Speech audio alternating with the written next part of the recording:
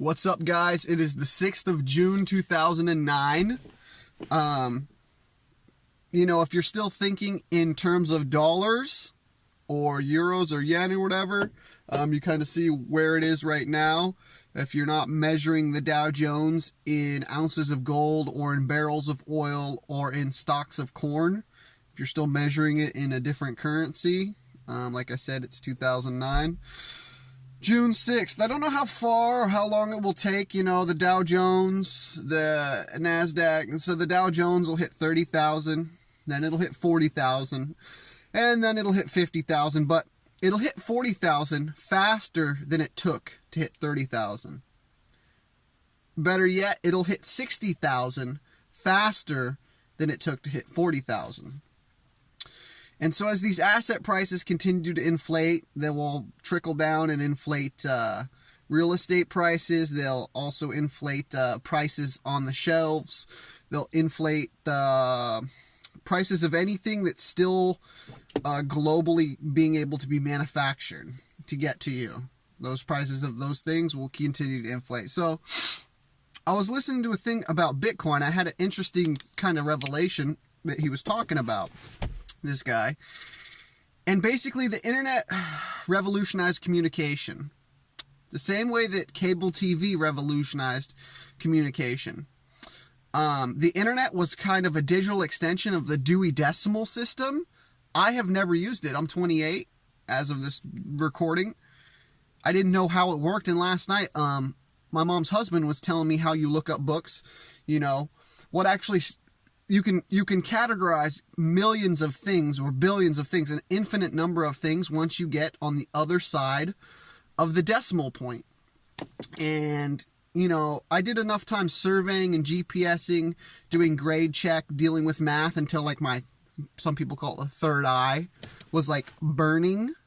And you get kind of like this weird halo feel. 8 hours a day, 5 days a week, plus 3 or 4 hours of homework on the weekends for this union grade checking surveying class. Not much came out of it. I worked in the labor union for 7 years.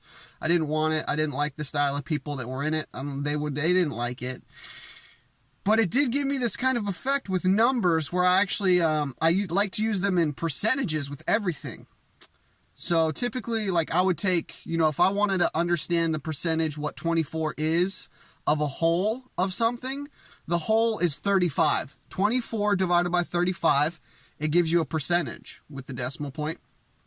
And you can flip this back and forth, doing all kinds of different equations with division to get back and forth, or multiplication to get back and forth on the other side of that decimal point.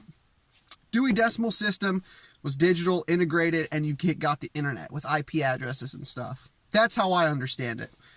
It revolutionized communication.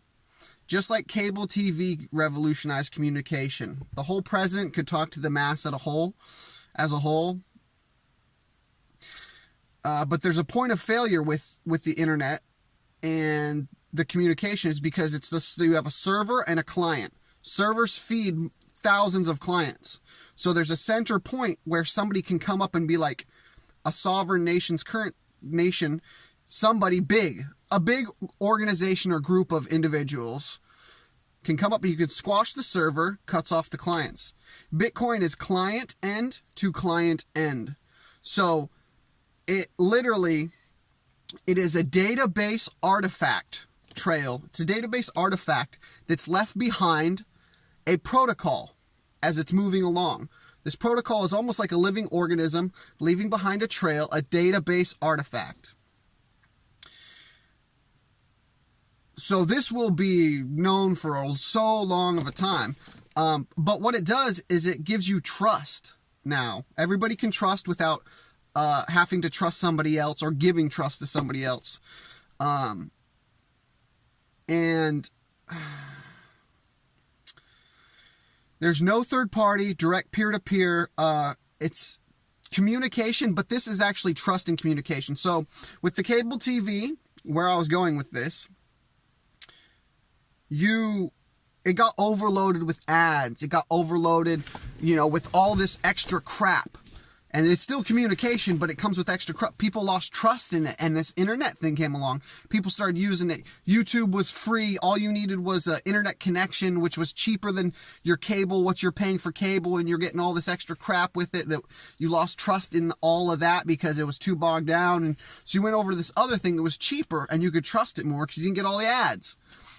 And it was kind of slow at first, you know, we kind of broke it and it would grow and it would groan and expand and get a little bit better. And then you could send pictures with the email, and then the internet would kind of groan again and it'd be too slow and bogged down. And then, you know, it'd be able to handle it. And then people would start sending pictures over text. And then, you know, and so it would kind of have this progression as it came to scale. Now with Bitcoin, it puts the trust back in, built into the communication now. So massive swell in communication through technology. Now it's kind of groaning and stuff. And now what's happening is another tertiary layers being built on top, and that's going to be trust. So it's going to be very interesting. Like I said, you know, people are still counting things in dollars. They're not measuring the Dow Jones in ounces of gold or barrels of oil or loaves of bread or, you know, what. People won't measure the Dow Jones with small things like that. You might day to day when you go, holy cow, you know, I've got to get these briquettes. It's like the equivalent of whatever you buy the most. You'll be the most familiar. It'll be like that. Like I use Monster energy drinks a lot. I noticed that the price went from $1.89 and then all of a sudden it hit $2.50 like that. I remember gasoline used to be 99 cents when I had a three-wheeler when I was like 14, 12, 13.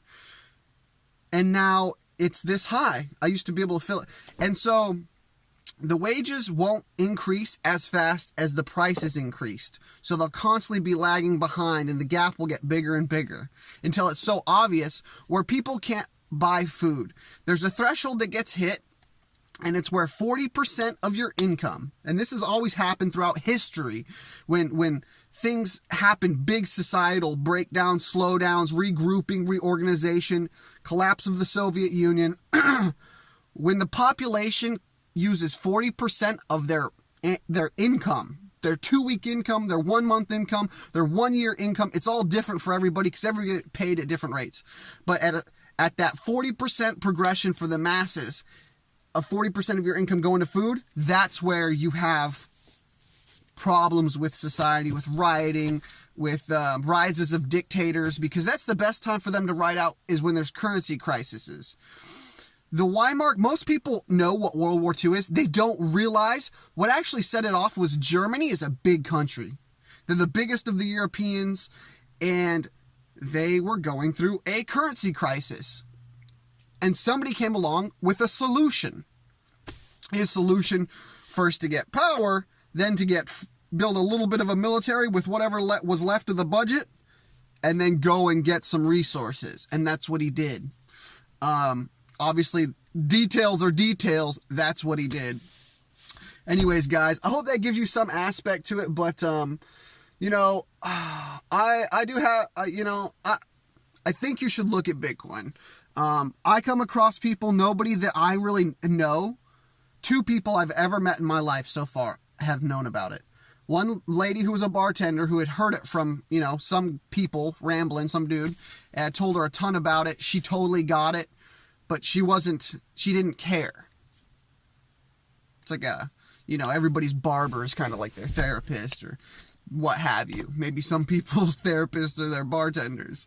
And then another guy who was in telecommunications who built, installed, and turned up 5G cell towers.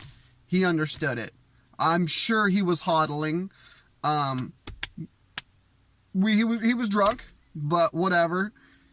But I knew that he knew. And it was very interesting, you know. So whatever you're measuring value in, just know that, you know, today's June 6th, 2019.